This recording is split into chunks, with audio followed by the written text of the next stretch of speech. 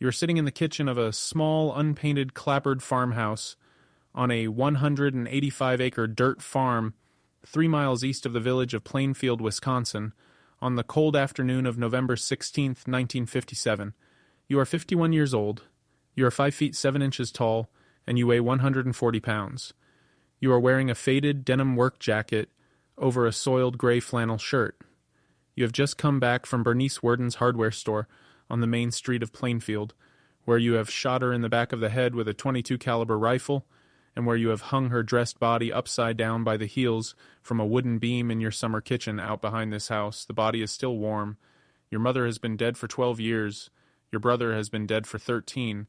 You have not had a conversation with another living human being in this house since the year 1945. The deputy sheriff of Waushara County will arrive at this front door with a search warrant for the missing Bernice Worden in 3 hours and 46 minutes. He will not know, when he opens the back door of your summer kitchen, what he is about to see. No human being currently alive in the state of Wisconsin will know. This is your life as Edward Theodore Gein, and the women you have brought home with you. You are born on August 27th, 1906, in a small frame house on Cameron Street in the city of Crosse, in the western corner of the state of Wisconsin. Your father is George Philip Gein. Your mother is Augusta Wilhelmina Lerke. Your father is a tanner, an insurance salesman, a carpenter, a small farmer, and a chronic alcoholic. Your mother is a Lutheran of fierce and ungoverned religious certainty, who hates the entire population of the state of Wisconsin, with the singular exception of her 2 sons. You have one brother, 4 years older, named Henry. Your mother teaches you and Henry, every Sunday morning at the small wooden table in the kitchen, 3 things. The first is that all women, every woman, with the singular exception of her, are vessels of impurity created by the devil to draw men into hell. The second is that the day will come when she alone will be vindicated by Jesus Christ at the gates of heaven, and that the rest of you who do not love her absolutely will burn. The third is that you will never marry, you will never speak to a woman in private, and you will never leave the farm. Your father dies of a heart attack in 1940. You are 34 years old. Your mother stops cooking. She stops cleaning. She stops bathing. She lies in her room with the door locked for 14 hours a day. She comes out only to eat what you have prepared and to read aloud from the book of Revelation. Your brother Henry, who is 38, begins, for the first time in your shared lives, to question her. He questions her at the dinner table. He questions her in front of you. He suggests, on the night of May 16th, 1944, that perhaps you should both leave the farm. Your mother does not answer. On the afternoon of May 17th, 1944, the dry grass on the southern boundary of your property catches fire. You and your brother Henry are sent out to put it out. Your brother goes one way along the firebreak. You go the other. You do not see him for the next 4 hours. At the end of the 4 hours, with the fire put out, you walk back into Plainfield to the deputy sheriff. You tell him your brother is missing. You lead a search party that night. You walk directly to the body of your brother. He is lying face down in a clearing 30 yards south of the firebreak. The ground around him is unburned. There are bruises on his head consistent with having been struck twice with a blunt object. The county coroner declares the cause of death asphyxiation due to smoke inhalation. He does not order an autopsy. He does not photograph the bruises. The county coroner is your mother's first cousin. You bury Henry in the Plainfield Cemetery on May 19th, 1944. You and your mother are the only mourners. Your mother has a stroke on the morning of December 29th, 1944. You move her into the kitchen and you sleep on the floor beside her bed. She has a second stroke on December 26th, 1945. She dies in your arms at 10 minutes past 3 in the morning. You are 39 years old. You walk into her bedroom that afternoon. You lock the door. You will not unlock it again for the next 12 years. You will, in the next 12 years, board up 4 other rooms of the house in the same manner. You will live in 2 rooms only, the kitchen and a small bedroom off the parlor. The other rooms you will leave exactly as your mother left them on the morning of December 26, 1945. You will dust them once a year. You will speak to your mother in the dark every night for the rest of her absence. You begin in the late summer of 1947 to read the Plainfield obituaries with new attention. You begin, in the autumn of 1947, to drive to small rural cemeteries in the surrounding 3 counties on the night of recent funerals. You begin to bring a shovel, a flashlight, a hunting knife, and a small canvas sack. You dig up the freshly buried bodies of women you have read about in the Plainfield Sun. You take, on the first night, only the head. You take, on subsequent nights, more. You are, between 1947 and 1957, a tradesman who keeps to himself. You hire yourself out as a handyman. You babysit, twice, the children of a neighbor. The children will tell their parents, years later, that Mr. Gein was a kind man who told them stories about the South Pacific, where he had never been, while he made them sandwiches. The neighbor will not believe them. You drive into Plainfield once a week. You buy bread and beans and tobacco at Worden's hardware store on Main Street. You speak only when you are spoken to. You are, in the small social calculus of the village, considered eccentric but harmless. You bring the parts of the buried women home to the farm. You begin to learn the trade of leatherworking. You begin to make masks from the dried, preserved skin of human faces. You make a chair upholstered in the dried skin of a human torso. You make a lampshade from the skin of a human face. You make a wastebasket from the skin of a human torso.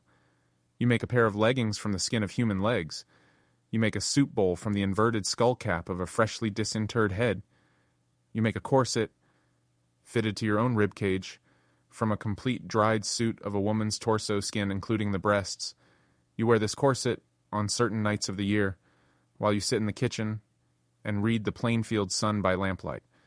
You wear it because you will tell a Madison psychiatrist in 1958 you have wanted, for a long time, to be your mother. You begin to read, in the year 1948, every book the Plainfield Public Library has on the practice of human anatomy. You read every book on tanning. You read every book on taxidermy. You read every book the library has on the South Pacific theater of the Second World War. You will tell a Madison psychiatrist in 1958 that the books on the South Pacific had described in unusual detail the practice of certain Japanese soldiers of preserving the heads of fallen American Marines as trophies. You will tell him that the descriptions had been, to your eye, instructive. You will tell him that you had wondered whether the technique would translate, given a little patience, to the women of the Plainfield cemeteries. You had wondered. You had then, slowly, begun to find out. You sit, on the long winter evenings of 1949 through 1953, at the kitchen table by lamplight. You stretch the dried preserved skin of a woman's face over a small wooden mannequin head you have bought at a hobby shop in Wisconsin Rapids. You stitch it carefully, with a small needle and a length of waxed thread, along the inside of the chin and behind the ears. The stitches are, the Madison psychiatrist will note in 1958, the work of a man with patience and with hands that do not tremble. You hang the finished mask, when it is dry, on a hook above the kitchen sink. You have 9 such masks on the kitchen wall. By the year 1956, you have begun on certain nights to take them down and to put them on, one after the other, by the kitchen mirror. You have begun, on certain nights, to wear 2 of them at once, one over the other, while you sit at the kitchen table and you read aloud to your dead mother from the book of Revelation, in the voice you remember her using when she read it to you and Henry on the Sunday mornings of 1916. By 1954, the supply of recently buried bodies in the surrounding cemeteries has begun to run thin. The local newspapers report that a number of fresh graves in 3 counties have been disturbed. 2 undertakers have begun to lift the lids of their ground vaults to inspect their contents. You decide, in the late autumn of 1954, that you will need to find another supply. The first living woman you take is Mary Hogan. She runs a small tavern on the highway between Plainfield and Pine Grove. She is 54 years old. She is divorced. She has no children. On the cold afternoon of December 8th, 1954, you walk into the tavern at 3 in the afternoon. The tavern is empty. You shoot her once in the back of the head with a .32 caliber pistol you have been carrying in your overcoat pocket for 2 months.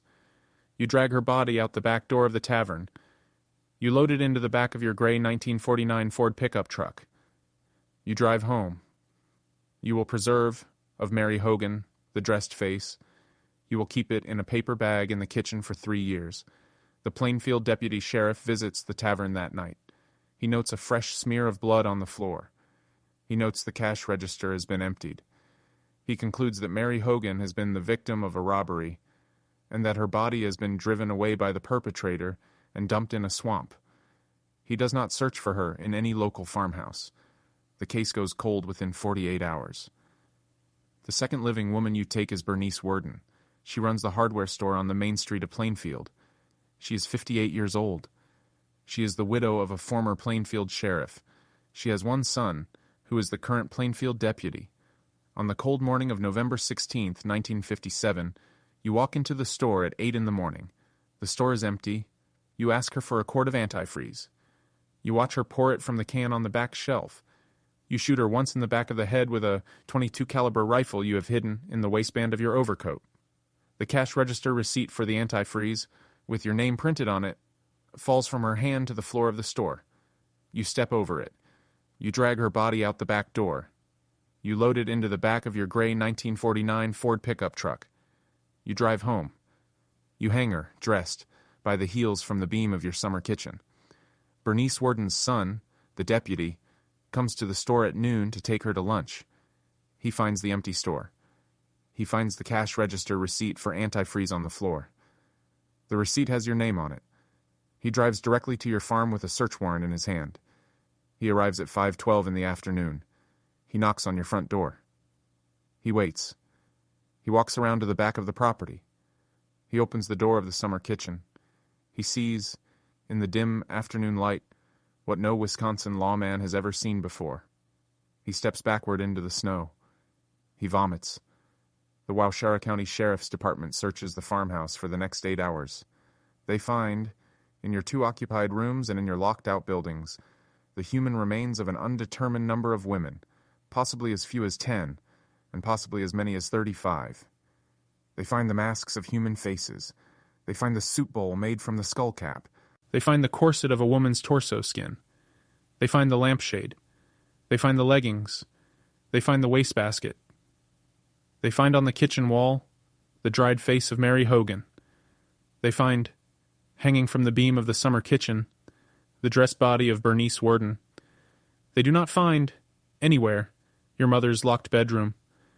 The bedroom has been preserved exactly as she left it on the morning of December 26, 1945. It will not be opened by any law enforcement officer for another 24 hours. You confess, on the morning of November 17, 1957, to the murders of Mary Hogan and Bernice Worden. You confess to the grave robbings. You estimate, when asked, that you have visited the cemeteries of 3 counties on approximately 40 separate occasions over a period of 10 years. You will be examined by court-appointed psychiatrists for the next 11 months. You will be found on November 23, 1957, mentally incompetent to stand trial.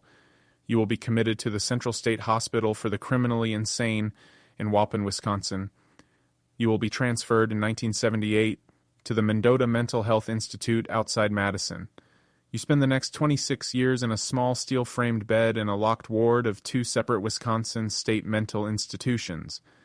You are described by every nurse who attends you as polite, gentle, soft-spoken, and the mildest patient on the ward. You are reported never to have raised your voice. You are reported to have asked, on 3 separate occasions in the years 1968, 1972, and 1981, whether your mother was still alive. You are told every time that she is not. You are reported to have nodded gently each time and to have returned to staring at the wall. You die at the Mendota Mental Health Institute on the afternoon of July 26, 1984, of respiratory failure caused by lung cancer.